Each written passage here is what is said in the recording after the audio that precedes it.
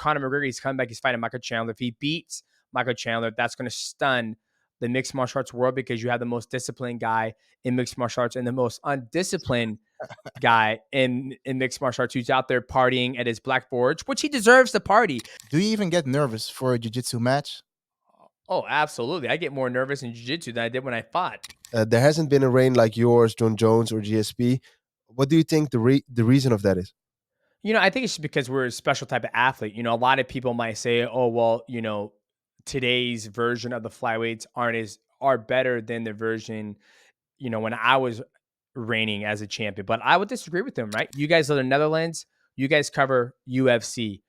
Nobody's talking about, PFL. Nobody's talking about one championship. Do you have any Dutch fighters you looked up to or you look up to during your fighting career? Man, I mean, Dutch kickboxing. I'm not surprised, motherfuckers. Tomorrow night, I'm gonna smash your boy, guys. My balls was hot. Who the fuck is that guy? Is he kind of awesome? Yes, welcome again to a new episode of Buiten de Kooi. For the English people, it's Outside the Cage. Today we're joined by the pound for pound greatest fighter of all time, the biggest athlete we see in MMA, Demetrious Johnson, Mighty Mouse. Thank you for joining us. Hey, appreciate you guys having me. Yeah, man, DJ. So, yeah, man, thank you. It's an honor to have you on the podcast, bro. Let's just get straight into it, man. A statement we've been hearing a lot. I think Ariel said it before. I think your brand now is bigger than you were when you were like a UFC champion. How do you think about that? Do you think your brand now is bigger than back then? Yeah, I would say so. It's very interesting. We just had Erwan in the podcast and we were talking about that. And I don't understand why it's at that point. Maybe because people are starting to appreciate my work in the past. And, I'm still active. I'm doing jiu-jitsu now and I'm creating a lot more content. So people have a lot more exposure to my personality and the brand that I'm building. And I think they're along for the ride. And I think the fans who were with me in the beginning who loved it are now just, reaping the benefits for being with me so long. But hey, I'm here for it. I'm excited to keep on build the brand. And I am grateful that I'm in a position where I'm not as active in mixed martial arts, but I'm still one of the biggest names in the sport. How important was it for you when you were like actively fighting to like build your brand? Because now I feel like you've been killing it on YouTube. You're very active on social media. So let me phrase the question a different way. What would you tell the younger DJ who was in his prime? Would you tell him like to do things differently to grow his brand?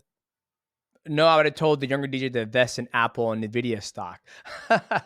I think the biggest thing, when I was in mixed martial arts, all I focused on was fighting, right? It was about winning, defending the belt as many times, setting records, and displaying the best version of mixed martial arts that I felt the best way to express it.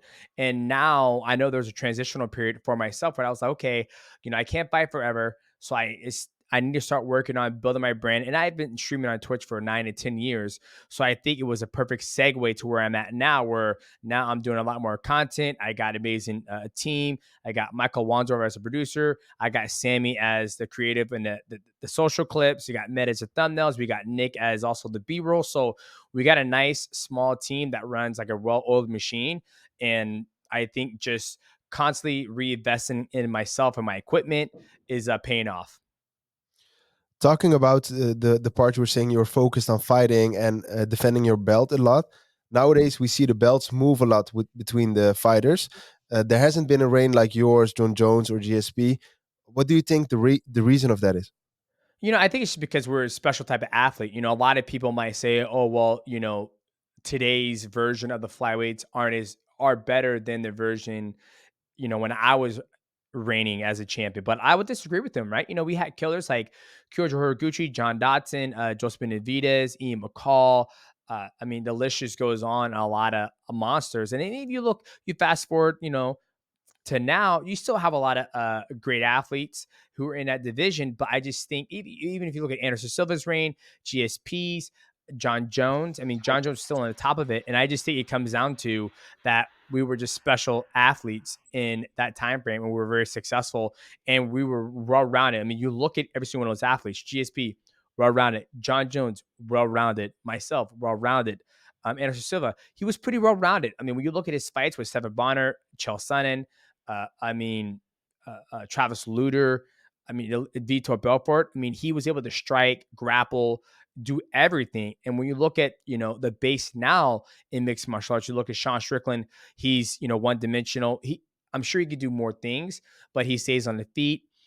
You look at Alex Volkanovski. Obviously, Alex is great, but he went up to fight Islam, came up short 2 times, took one of the fights on short notice, and now he's got knocked by Ilia Topuria. So I feel you're still getting a lot of guys that have a long title reign, but I mean, it's very rare you're going to see 8, 9, 10, or even 11 consecutive title defenses in today's market in mixed martial arts. Well, I agree with that, man. Like, we've been talking about Pereira a lot. Like, we want to see him like face a wrestler so we can see how well rounded is he, you know. But you mentioned the term special athlete. If you look at the current roster of world champions in MMA right now, is there someone you have on your mind who you think that has the potential to put on the reign that you and the greats put on? Man, it's very hard. You look at guys like Ilia Topuria, you look at Izzy Adesanya. I mean, these guys have special things, and all the champions are great, obviously, because they got to that point in mixed martial arts to become a world champion. And then also, you think about the time frame, how long they want to stay in the sport. You look at a guy like Islam Makhachev. I feel like he's one of the most well-rounded champions on today's rosters in mixed martial arts. And he's older. I think he's like 34, 35. So it's all dependent on how long he wants to fight for. Ilia Topuria, he is young. He's got great takedown defense, got some great takedowns as well. Good submission, good hands, heavy hands, understands range, distance, hasn't really taken a lot of damage in mixed martial arts yet. So it's all based on, how much money they make. You think about it, when I was fighting, I defended the belt 3 times in 1 year and also got surgery. Look, Dominic Cruz, look at Henry Cejudo. We were just, as champions, we were more active. The only person who comes close to that bandwidth of what we were doing in the past was Izzy. He's no longer a champion. Alex Volkanovski, he's no longer a champion. And then you can even, throw Max Holloway in there, which he is no longer a champion. So now you have this new, fresh line of champions that are they going to be active? Money comes into play. You want to pick the right fight to get as much money for pay-per-view points. And are these guys going to, want to go up and try to capture another belt? Where for me, Anderson Silva, GSP, Jose Aldo, we weren't focused on that. We were just focused on defending the belt and having as many consecutive title defenses as we could. Speaking about active fighters, like there's a lot of talk right now saying that some fighters aren't active enough. They're not defending the belt enough. For example, like Dricus hasn't fought in a while. Leon Edwards hasn't fought in a while. How do you think? Do you think an organization should be able to not like punish the champion for not being active enough? No, I wouldn't say punish him. I think, and we don't know all the logistics of what's going on. Like, obviously, all the athletes want to fight, especially the champions. And when you're trying to make the most money as possible, at the end of the day, the UFC, any mixed martial arts organization, at the very first point of rule of thumb is that they're trying to make as much money as possible. So with that rule in mind, they want to line up to best. So, they just matched up Leon Edwards versus Bilal. So that fight's going to that fight's going to go down. You also have DDP. We don't know who he's going to fight. If he's going to fight Izzy, they want to make sure they get in the right area. So I think it's more of a strategic game plan than, we're going to strip the champions because they don't want to fight. We don't know when the champions want to fight. I know for UFC 300, they're trying to get Leon Edwards on there. They're going to find the right opponent. So I think, honestly, I don't think any champion should be punished unless they offer a fight and they keep on turning it down. I agree. It's kind of tricky. Yeah. Talking about turning a fight down, for example, Arman Sarukian turned down the fight against Islam. We had a little conspiracy that it could be possible if Conor McGregor wins against Chandler, he could move up the line. So do you think it's smart for a fighter to say no to a championship fight? Yeah, absolutely. I think when Armand did that, he just got done fighting and they offered him immediately. And I think, he had a good fight against Charles Oliveira. There's no rush. There's no sense to get into that title fight with Islam, especially mentally if you're not there. And you don't want to have that title fight. The one thing that any athlete can do, my personal opinion, is go through a hard fight, which would probably I'm sure he had a hard camp. You do 8 weeks in a camp, you're dieting, you're not having fun, you're training your ass off. You have a tough fight with one of the former champion in that division, and then they offer you a title fight. It's like, you know what? Let me go home, smell the roses, and let my body recuperate. And when I'm mentally ready to get into training camp, then I'll do it. So I think it's smart that he turned it down because, maybe he was in the right mindset to take that fight. So speaking about big fights, you just said the UFC of the big organizations trying to put on the big money fights. So what do you think? We go back. We fast forward to June. Connor, he beats Chandler. Don't you think he jumps ahead of Arman? Like the UFC is trying to make the big fights. Personally, I think Arman's gonna be put aside. They say Connor wins. Islam Connor. Let's make this happen. I think it's great. I love that. I mean, from a fan standpoint for myself, I love when Connor fights. Connor brings the noise, he brings the views, he brings a great fight, and I think there's a little more. There's a little more story there. I mean, there's two stories there, right? You got Arman versus Islam. Islam beat Arman. I think it was short fight notice for Arman. Now Arman's been on a tear, so I think he's the number one contender as of now. But every once in a while, you have lightning in a bottle, and you want to capture it again with Conor McGregor. He's coming back. He's fighting Michael Chandler. If he beats Michael Chandler, that's going to stun the mixed martial arts world because you have the most disciplined guy in mixed martial arts and the most undisciplined guy in mixed martial arts who's out there partying at his Black Forge, which he deserves to party. Everybody's giving him a hard time 6 weeks out. He's out there living his best life. Now, if he can go out there and beat Michael Chandler and, the storyline with Conor beating Michael Chandler and then fighting Islam, there was a fight that broke out with Habib versus Conor. And I think Islam was in that ring when they all started fighting. So they could run that back. Like, I got to punch Islam in the face one time, and I want to finish breaking his face. I want to, then he can have the opportunity to be the champion at 155. But I don't think they'll do it at 155. I think they'll do it at 170. Super fight. It's going to break all the pay-per-view. It's going to break the gate. I mean, there's no reason why you wouldn't do it. I think Conor could run off the sunset and make all that money again. I'm Wow. already amazed. I would say, DJ, is it possible for you to be the guy who makes the fights at the UFC? Then we can go fast forward.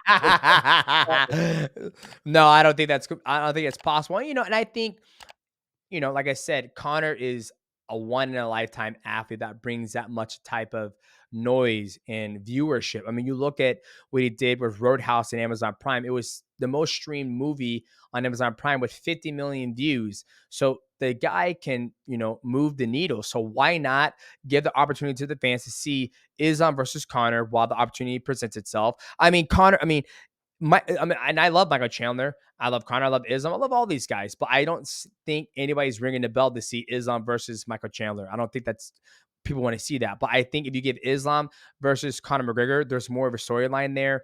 And then it's going to give Islam to get a fat ass check from fighting Conor, and Conor's going to make a big ass check, and everybody's going to win. There's no lose situation in the Conor versus Islam. There's no, I don't see how that's a bad fight. All right, man. I know you're short on time, so I want to switch the topic quick to jiu-jitsu. We're both jiu-jitsu practitioners, enthusiasts, and I'm nervous, like from a competitor standpoint. Do you even get nervous for a jiu-jitsu match? Oh, absolutely. I get more nervous in jiu-jitsu than I did when I fought. No way. Oh, yeah, because when you fight, it's like you get 8 weeks, 9, 10 weeks prior to know who you're going to fight. You get to watch all the video on them, and then you go in at the best shape of your life. And so it's only 25 minutes or 5 minutes, depending on how the fight goes. In jiu-jitsu, I train about, I would say a good, 4 to 5 times a week, hour and a half a day, depending on what day it is. Tuesday, Thursday, Fridays are kind of like my jiu-jitsu days where I'm actually training and getting to roll and work out. But other days I'm, working on lifting, staying healthy, hanging out with the kids, living the fatherhood life. And so when you go to a tournament, you might have 6 matches between 6 different people, and it's back to back, back to back. You have to just, deal with 6 different games, body type, strength, speed.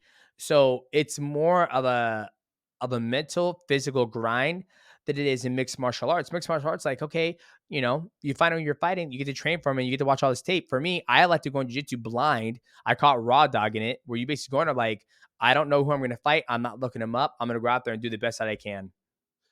talking about jiu-jitsu, we had the discussion a lot of times that there are a lot of black belts within the MMA community, but like Islam once said, who gave this guy black belt? It's a discussion. I've used you a lot as an example for like DJ has waited so long before he got his black belt, and now you received it. How was your feeling to get your black belt? I felt great. It's not by choice. I don't get to choose when I get my black belt, obviously, right? So for me, I felt my professor Bibiano, Professor Jan, they thought it was time for me to get my black belt. A lot of people out there think that I should have had it a long time ago, but obviously, it's everybody's own journey, right? And for me, I've done amazing thing in mixed martial arts. Then I started competing in the gi in jiu-jitsu. I won world, and then I did pans, did very well there, and I did very well in the open weight division. And so my professor was like, okay, it's time for you to start competing with the black belts. And I'm super excited. And I'm looking forward to it to see what I can do in the black belt division in Masters too. I think we're gonna ask one fan question that popped up, and then we finish it with that, DJ. Okay. We're from the Netherlands. Do you have any Dutch fighters you looked up to or you look up to during your fighting career?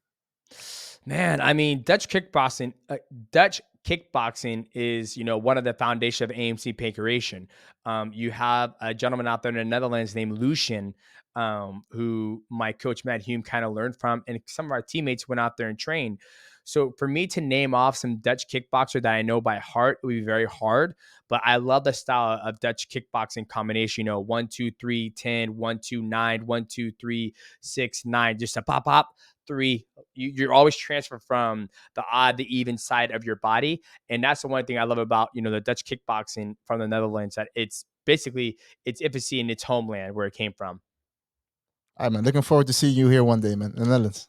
Thank you very much. Hey. Thank you very much, DJ. It was great to have you.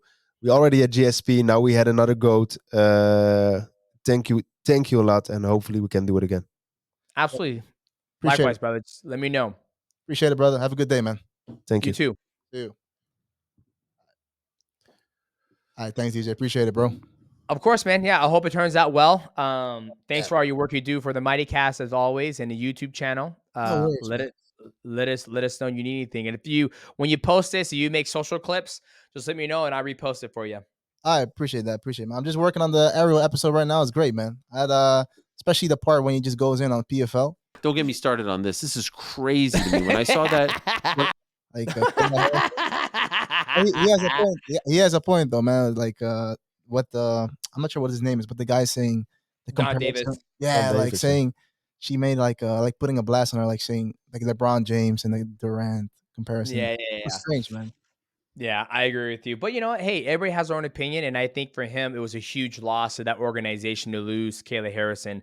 And for her, it's like, what else can she do at PFL? Like, there comes a point in time when you have all the money you need and you want to start, doing like milestone things, right? And I think for Kayla Harrison, that's what she wants to do. Like, you guys live in the Netherlands, you guys cover UFC. Nobody's talking about, PFL. Nobody's talking about one championship. Nobody's talking about, uh, you know, Ryzen, anything else like that. If you lived in Asia, you're still gonna be talking about UFC, but you're gonna be leaning more towards, one championship, Ratang, Christian Lee, Anatoly, all those guys, because it's based in that area. We live in North America. People talk about North American sports. Ain't nobody at the gym talking about fucking F1 because it's not a North American sport, right? I remember the last time I had a conversation with somebody about fucking F1. Nobody, right? But I'm always having a conversation about the UFC. So it makes sense for her to do it. Yeah. They lost another one with Gegard Mousasi. They lost another big star. Yep. And once again, I think Gegard Mousasi just wants to have the opportunity to go do whatever he wants to do. Obviously, things kind of got a little bit like convoluted with the purchase of Bellator and PFL because you have so many great athletes under the Bellator contract who have no say so.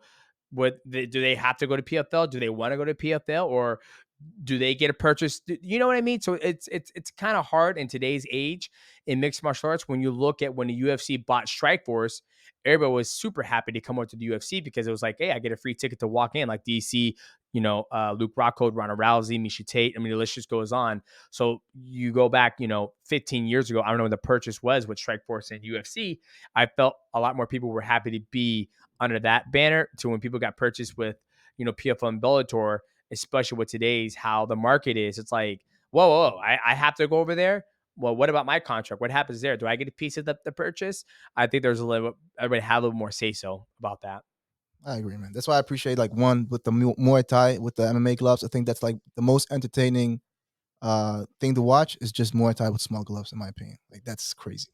Yeah. I mean, like I said, I tell everybody like one championship is doing something different. I think the one thing that one championship, and I talked to Chachi about this, I said, there's no undeniably that one championship has the best strikers on the planet, right? Kickboxing, Muay Thai. There's nobody has to stand up like, Taiwan Chai, Super Bond, Ratang, Nago, John Haggerty. I mean, nobody out there, right?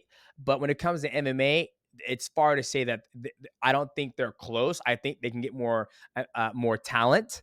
Even when it comes to Brazilian Jiu-Jitsu, I mean, you look at ADCC, you look at Craig Jones Invitational. I mean, these guys are grappling every fucking weekend around the world. You have Tynan Darper. You have, just the list just goes on. So I think that's one thing where one championship is killing is that you can definitely look at one championship and say they have the best strikers on planet Earth in Muay Thai and kickboxing.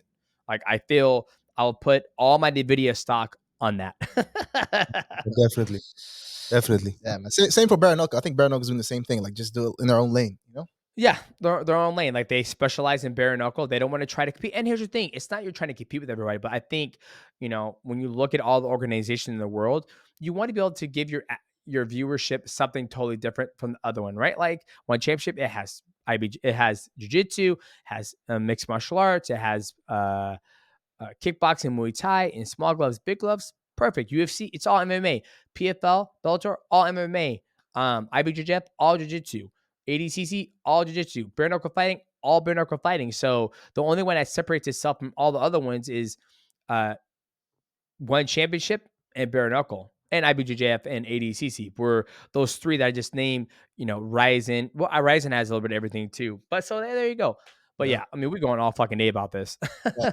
Is it okay if we use this part too? Like we just had a great conversation speaking MMA. Is that okay? Yeah, absolutely. I felt comfortable with what we talked about. Yeah. Yeah. Okay. All right, DJ, bro. Appreciate it, man. Go get your kids, bro. And thank you very much, man. Appreciate it a lot, bro. Absolutely, man. Anytime you need me, Sammy, let me know. Appreciate it, bro. Have a nice evening. Morning, day. At your point, it's day. Have a nice day. Thank you. It is day. It's 1:17 in the afternoon. So I'm gonna go run some routes with the kids and grab fun. I'm gonna go to bed, bro. See you. Night.